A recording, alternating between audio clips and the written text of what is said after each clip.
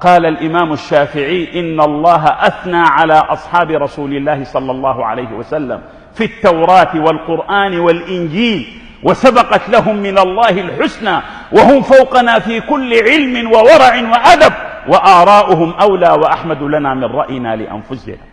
الإمام مالك يقول: من غاضه الصحابي فهو كافر، لأن الله يقول: ليغيظ بهم الكفار.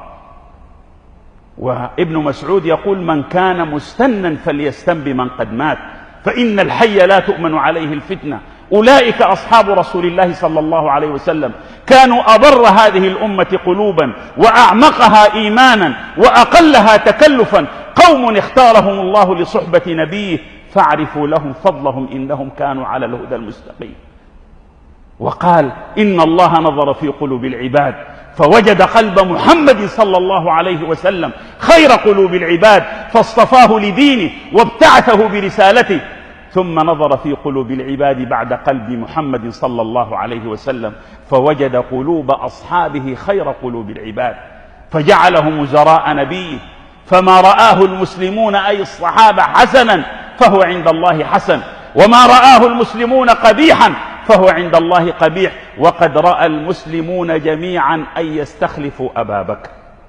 ولذلك قال أبو زرعة الرازي من أئمة العلم والحديث والفقه: إذا رأيت الرجل ينتقص أصحاب محمد صلى الله عليه وسلم فاعلم أنه زنديق، لأن القرآن حق والسنة حق، وإنما أدى إلينا ذلك أصحاب رسول الله صلى الله عليه وسلم، وهؤلاء شهودنا في الوحي، وهؤلاء يريدون أن يجرحوا شهودنا، فمن طعنهم فهو بالطعن أولى، ومن جرحهم فهو بالجرح أولى، وهم زنادقة. هذه كلمة أئمة المسلمين وسلف الأمة الصالح: خير القرون قرني ثم الذين يلونهم ثم الذين يلونهم. لأن الطعن في الصحابة طعن في النبوة، هؤلاء هم تربية النبي عليه الصلاة والسلام، هؤلاء غراس النبي عليه الصلاة والسلام، هؤلاء بركة ثمرة عنايته عليه الصلاة والسلام. وهو يقول: لا تسبوا أصحابي فلو أنفق أحدكم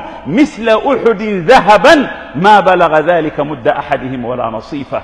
الله الله في أصحابي، لا تتخذوهم غرضا بعدي، فمن أحبهم فبحب أحبهم، ومن أبغضهم فببغض أبغضهم، ومن أبغضهم يوشك الله أن يأخذه.